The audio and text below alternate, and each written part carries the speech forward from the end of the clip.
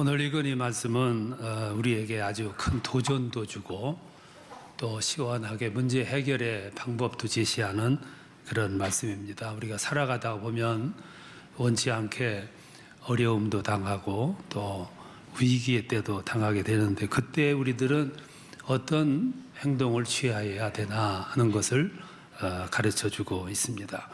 이 본문은 이제 유다 왕 히스기야에 대한 이야기인데 이 히스기야 왕은 25살의 왕이 됩니다.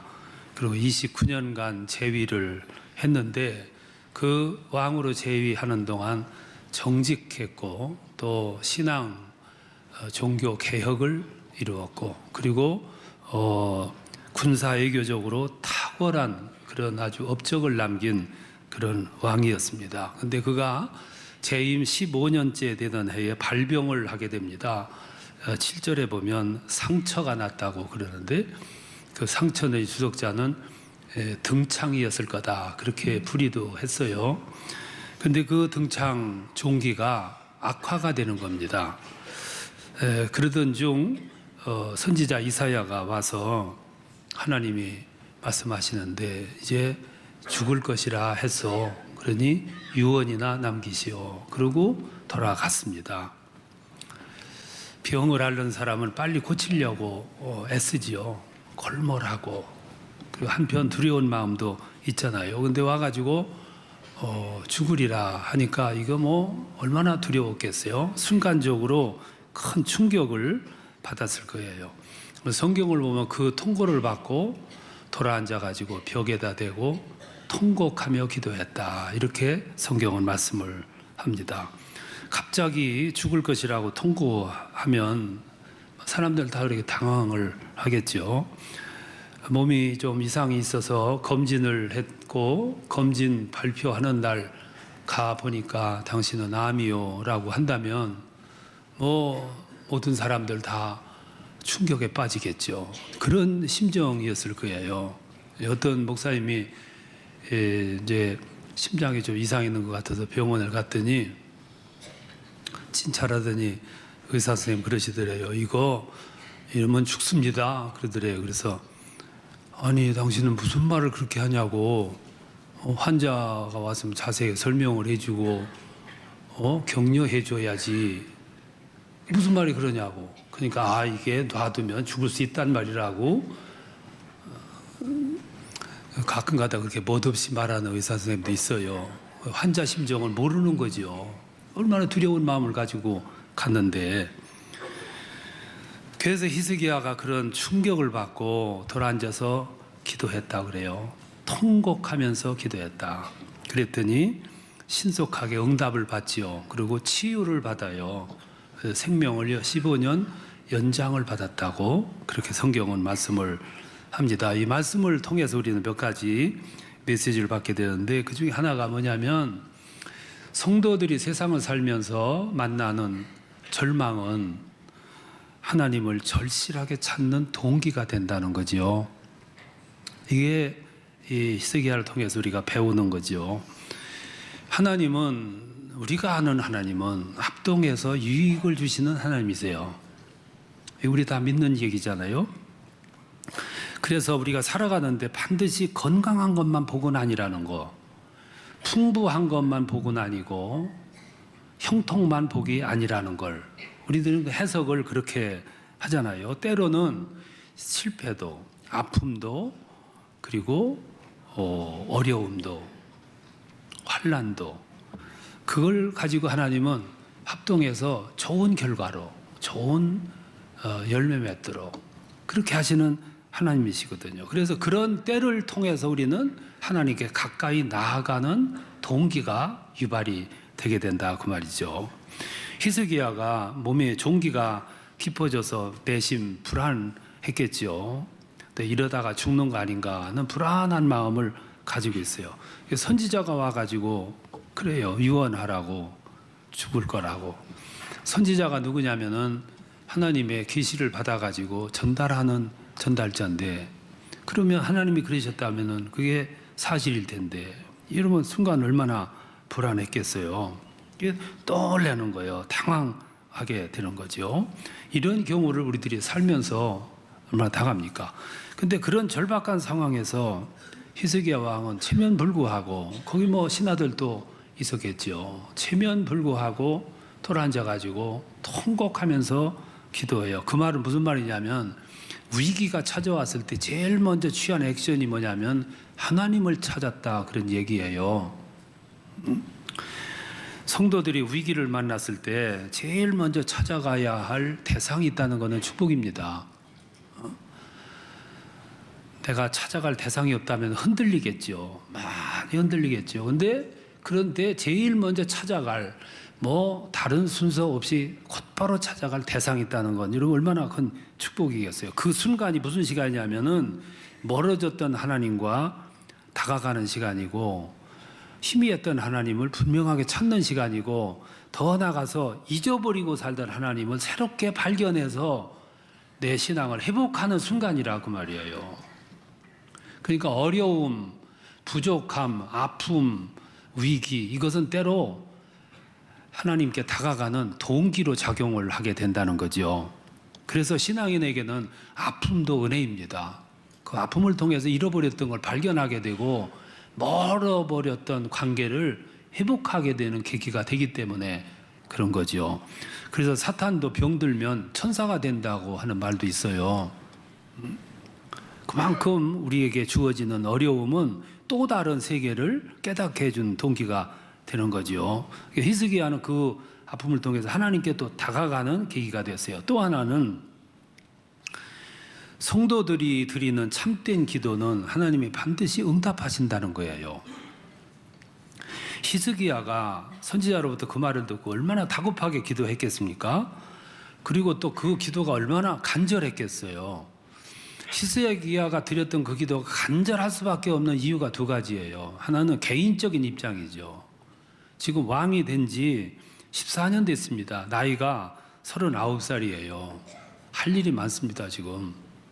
안타깝죠. 이거 간절하게 기도할 수밖에 없잖아요. 또 하나는 뭐냐면 국가적인 위기입니다, 지금. 지금 아수르 군대가 18만 5천 명을 아수르 왕 사네립이 군대를 끌고 와서 예루살렘 성을 포위하고 있어요. 지금 상황이 이렇습니다, 지금. 당시 아수르면 오늘날 강대국 중국과 같은 나라예요. 감당할 수가 없는 거죠. 개인적으로도 위기죠. 여기서 인생을 접는가 하는 안타까움이 있었을 거고, 국가적인 위기입니다. 민족의 위기죠. 이 상황에서 내가 죽어보세요. 그러면 아수르가 그냥 있겠냐고요.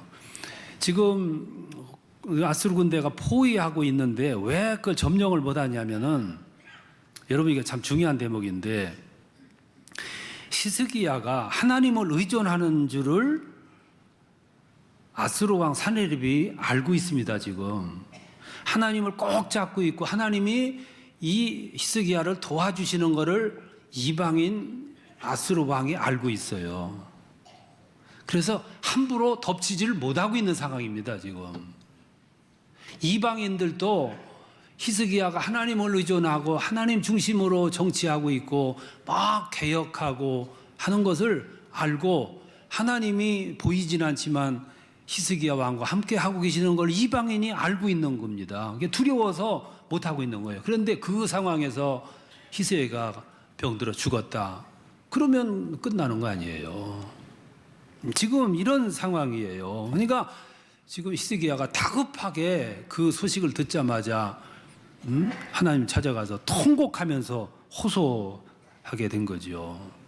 우리 성도들이 한 가지 알아야 될 게 있는데, 성도들의 간절한 기도는 하나님이 꼭 들으신다는 거, 반드시 응답 주신다는 거, 성도들의 눈물의 기도는 반드시 응답이 줄 뿐만 아니라 성도들의 참된 기도는 하나님이 반드시 들으신다는 거 믿으시기 바랍니다. 이게 여기서 주시는 메시지예요. 응답받는 기도의 요소 가운데 하나가 간절성이에요. 간절성의 표시가 뭐냐면 눈물입니다. 탤런트들은 눈물 잘 흘리더구만. 그 눈물 말고 슬퍼서 흘리는 눈물도 아니고 아파서 흘리는 눈물도 아니고 정말로 안타깝고 나라를 생각하고 민족의 앞날을 생각할 때 이거는 아니에요. 그래서 간절하게 기도하는데 흐르는 눈물, 그게 여기서 말하는 눈물이에요. 그래서 5절에 보면 내가 네 눈물을 보았노라 이렇게 말씀하시는 거예요. 그래서 결국 히스기야의 기도가 응답을 받아요. 그래서 25살에 왕이 됐는데 39살에 발병이 돼서 기도를 했는데 15년 생명을 연장받게 되고 아수르로부터 보호받으리라, 이거는 하나님으로부터 보장을 받게 돼요. 그래서 이 히스기야 왕이 29년 왕으로 재위를 하는데 그 29년 치세를 하는 동안 유다 왕 계보에서 가장 화려했고 위대했던 왕을 히스기야를 잡는 거예요. 명성이 떨쳐 있었어요. 그래서 드물게 성경을 보면 이사야서 38장, 열왕기하 20장, 역대하 32장에서 세 성경에서 공이 이 사건을 다루고 있는 거예요. 이 세 성경이 합치면은 15페이지예요. 15페이지 방대한 분량을 히스기야의 이 사건을 다루고 있단 말이에요. 그만큼 후대에 주시고자 하는 메시지가 강렬하다는 거죠. 그건 뭘 얘기냐면은 히스기야가 운명 앞에, 주어진 환경 앞에, 주어진 내 입장 앞에서 포기하지 않고, 쉽게 말하면 내 운명에 주어진 운명을 포기하지 않고 간절한 기도로 주어진 운명을 극복했다 이 말씀이에요. 이 점을 우리에게 강조하고 계세요. 그래서 이 성도들이 만나는 위기는 하나님을 앞에 가까이 다가가게 하는 동기로 작용하지만 또 하나는 성도들의 정말로 기가 막힌 눈물의 기도, 간절한 기도는 하나님이 응답하신다, 이걸 우리에게 보여줘요. 또 하나 있어요. 그게 뭐냐면 히스기야가 위기를 만났을 때 방법을 찾지 않고 수단을 찾지 않고 곧바로 하나님을 찾아갔다는 거, 이게 오늘 이 본문이 주는 중심이죠.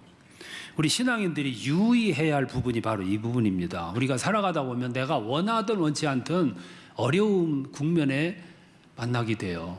위기도 만나고 앞이 캄캄한 현실에 부딪히기도 하고 실존의 자리에 놓이기도 하고, 이제 그런 때 사람들은 대부분 방법을 찾아 나서기가 쉬워요. 근데 히스기야는 곧바로 하나님을 찾아가서 하나님께 호소하고 상의 드렸고 상담했고 눈물을 흘려요. 결국 응답받는 거죠. 이게 우리에게 주는 메시지입니다. 사무엘하 24장에 보면 다윗이 인구 조사 명령을 내려요. 요압 장군에게 칼을 빼들을 수 있는 장정 수를 세어봐라. 그러니까 요압이 그럽니다. 언제 전쟁해서 우리 군대가 이긴 적이 있습니까? 모두 하나님이 하시는데 왜 새삼스럽게 인구 조사를 하라고 그럽니까? 그러니까 이 다윗이 혼동이 온 거예요. 그래서 채촉을 하니까 가서 인구 조사를 했어요. 했더니 이스라엘에서 칼 빼드는 사람이 80만이었고 유다 족속만 50만이었어요. 그 보고서를 받아들고 다윗이 내심 안심했겠죠. 내 수하에 이만한 병력이 있구나. 이 정도면은 누가 쳐들어와도 침입해도 이길 수 있겠다, 이렇게 생각을 했겠지요. 내심 자만했을 거예요. 그때 하나님은 선지자 갓을 다윗에게 파송합니다. 그래서 갓이 와서 그럽니다. 하나님이 진노하셨습니다. 하나님이 당신에게 실망하셨습니다. 언제 당신이 병력 가지고 전쟁에서 이긴 적이 있습니까? 모두 하나님이 이기게 하셨지 않습니까? 그러니 하나님의 진노를 받으시오. 세 가지 중에 하나를 택하시오. 당신이 이 나라에 7년 동안 기근을 만나는 걸 택하시겠습니까? 3개월 동안 구테타를 당해가지고 쫓겨다니는 신세가 될 겁니까? 아니면 3일 동안 온 나라에 전염병이 돌게 하겠습니까? 그걸 받아들고 다윗이 고민해요. 갈등하지요. 7년 동안 이 땅에 기근이 오면 다 망가질 텐데, 다 죽을 텐데, 3개월 동안 쿠데타를 당해가지고 도망 다니면 이 나라가 어떻게 될 건가? 3일 동안 이 땅에 전염병이 엄습하면 다 죽을 텐데, 나도 죽을 텐데 고민하다가 마지막 결정을 이렇게 해요. 그 결정하는 결정의 기준이 하나님이야. 그게 뭐냐면 내가 벌을 받아도 사람의 손에 벌 받지 않고 하나님의 손에 벌 받으리라. 매를 맞아도 하나님의 손에 맞으리라. 내가 죽을지라도 사람들에게 죽지 않고 하나님의 매를 맞아서 죽으리라. 그러니까 이게 중심이라는 거예요. 그러니까 하나님이 다윗을 사랑할 수밖에, 히스기야를 사랑할 수밖에요. 이 태도가 중요하거든요. 우리 신앙인들은 이 훈련이 잘 되면 흔들림이 없습니다. 매사 그렇게 분명하면 어떤 환경 와도 흔들림이 없어요. 근데 그 중심이 약하면 조금만 애침이 오면 흔들려요. 몹시 흔들립니다. 신앙 중심 없이 흔들려요. 그때 엉뚱한 생각을 해요. 수단을 생각하게 되고 방법을 생각하게 되고 답답하니까 점쟁이도 생각나고 옛날에 했던 거 기억나는 거예요. 히스기야가 죽으리라는 그런 말을 듣고 이건 내 운명이야 했더라면 끝난 거죠. 근데 팔자야 하면 끝나는 거예요. 근데 순간 곧바로 하나님을 찾아가요. 가서 통곡해요. 그 말은 개선 의지를 불태웠다고 말해요. 거스려 사는 거죠. 그래서 결국 15년 인생을 연장받는 응답을 받잖아요. 우리가 운명 앞에 순종할 때가 있고 거스려 살 때가 있어요. 순종할 때가 언제냐면 이건 분명히 하나님의 뜻이야 할 때는 순종하는 거예요. 예를 들면 예수님이 겟세마네에 올라가가지고 기도하세요. 뜨거운 피땀 흘려 기도해요. 그런데 기도합니다. 이 잔을 옮겨달라고. 할 수 있으면 옮겨주시라고. 그 마지막에 뭐라고 그러냐면 내 원대로 마시고 아버지의 뜻대로 하소서 이렇게 결론해요. 모든 거 순종, 맡기는 거죠. 그게 순종의 기도예요. 근데 거스려 사는 삶이 있어요. 이런 때예요. 그런 사람이 있는데 그게 한나의 경우입니다. 한나가 불임 여인이에요. 아이를 못 낳았어요. 그 당시에 아이를 여인이 못 낳으면은 남편에게 다른 여자를 얻어줘야 하는 때였어요. 그래서 한나는 자기 몸종 여인을 남편에게 줘요. 그 여인이 남편의 아이를 잉태합니다. 그전에는 여주인에게 그렇게 죽는 신용하면서 순종하더니 주인의 아이를 잉태하자마자 야, 그때서부터 돌변하는데 제가 설명 안 해도 알잖아요. 여러분. 눈꼴시게 구는데 그 모습에 한나가 못 견디는 거예요. 그래서 그때부터 한나가 성전에 드나들어요. 그가 기도합니다. 나에게 아들을 달라고. 내 몸으로 아이를 잉태해서 낳고 싶고 내 젖으로 어린아이를 양육하고 싶고 키워서 나시린으로 바치겠습니다. 그렇게 기도하는 거예요. 하루는 가가지고 얼마나 간절히 기도했든지 얼굴이 볼겁게 달아올랐어요. 말도 없이 입술만 움직여가면서 조용히 기도하는데 여러분 진정한 기도는요 소리가 없는 거예요. 정말로 사랑하는 사람과 앉아있으면 말이 필요 없어. 눈만 쳐다보면 돼. 다 말이 왔다 갔다 해. 사랑해요 큰 소리를 하는 거 이건 조금 문제가 있는 거예요. 정말로 사랑하면 말이 필요 없다니까.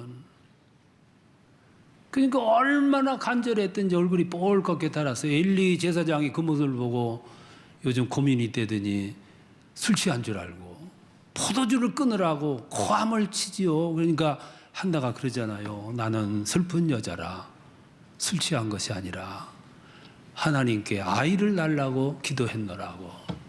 그 소리 들으니까 얼마나 측은해요. 그래서 엘리 제사장이 안수해 주잖아요. 간절하게 기도를 해줘요. 그래서 낳은 것이 사무엘이에요. 그러니까 쉽게 말하면 그것이 운명을 거스려 사는 거예요. 환경을 만드는 것이고 내 인생을 개조해서 사는 거죠.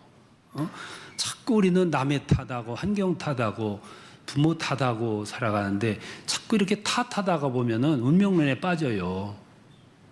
길을 꺾임 당한다 이 말씀이에요. 그러니까 나는 불임자야. 나는 내 팔자야. 이렇게 했으면 끝나는 거죠. 근데 개선하는 거죠. 개선. 근데 결국 이루어지잖아요. 기성복을 사다가 입으면 오버제 딱 안 맞아요. 조금 감각이 무딘 분들은 그냥 입어. 길어도 넓어도 입어. 근데 좀 예민한 사람들은 몸에 딱 맞게 다시 만들어 입잖아요. 운명은 그런 거 같은 것 같아요. 또 한 사람을 들려면 히스기야입니다, 여러분. 본문에 나오는 히스기야가 죽음을 선고받고 벽을 향해서 통곡 기도하는데 그러면서 뭐라고 기도냐면은 주님, 내가 주님을 위해서 어떻게 살았는지 아시잖아요. 그리고 통촉해달라고 기도하는 거예요. 왕이 그렇게 기도하기가 힘듭니다. 왕은 채통도 따져야 되고 체면도 따져야 되고 신하들 눈이 보이는데 거기서 그렇게 체면도 없고 부르짖어 기도하기가 쉽겠어요. 그러나 그는 그 시간이 자존심 체면 내세울 때가 아니거든요. 그래서 울부짖어 기도해요. 이사야가 그 히스기야 왕에게 통고하고 이미 돌아갔는데 집에 도착하기도 전에 또 계시가 주어지는 거예요. 야, 다시 돌아가라. 가서 히스기야에게 이르라. 내가 네 눈물을 보았노라. 내가 네 수완을 15년 연장해 주겠고 바벨론으로부터 내가 지켜주리라. 근데 복음서도 아닌데 히스기야의 사건이 이사야에서도 역대하에서도 열왕기하에서도 15페이지나 할애해가지고 놀랍잖아요. 이 두 이야기의 공통점이 뭐냐면 거스려 사는 거예요. 여러분, 건강한 물고기는 항상 센 물을 거스려 올라가지 병든 고기는 떠내려가지만 싱싱하고 힘이 있고 능력 있는 물고기는 항상 거슬려 올라가는 거예요. 영적으로 신선하고 맑고 깨끗하고 건강한 사람은 어느 환경에 처하든지 먼저 하나님을 찾아가는 거예요. 그러면 하나님은 그 기도를 들으시는 거죠. 오늘도 우리에게 이 히스기야의 기도가 있다면 우리 삶 현장에서 이 능력이 나타나게 되는 줄로 믿습니다. 우리에게 이 기도가 있으면 운명도 바꿀 수 있고 환경도 바꿀 수 있고 나의 미래도 바꿀 수 있을 뿐만 아니라 주님이 허락하신다면 그보다 더 큰 것도 우리를 헤치고 나갈 수 있고 암담한 현실도 헤치고 나갈 수 있는 능력도 기계도 신앙의 참된 열망도 우리에게 주시는 줄로 믿습니다. 이게 우리 신앙의 고백이에요. 문제는 오늘 우리에게 히스기야의 기도가 없다는 것이 문제고 한나의 기도가 없다는 것이 문제라 이 말씀이에요.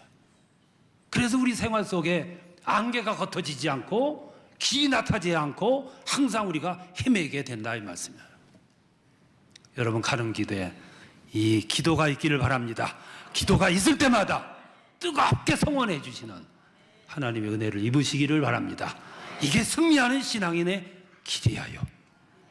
오늘 현지에 주어진 것들을 다 거스려 그러면서 물고기처럼 탁 올라가세요. 그럼 여러분들의 미래에 주의 영광이 함께 하실 줄로 믿습니다.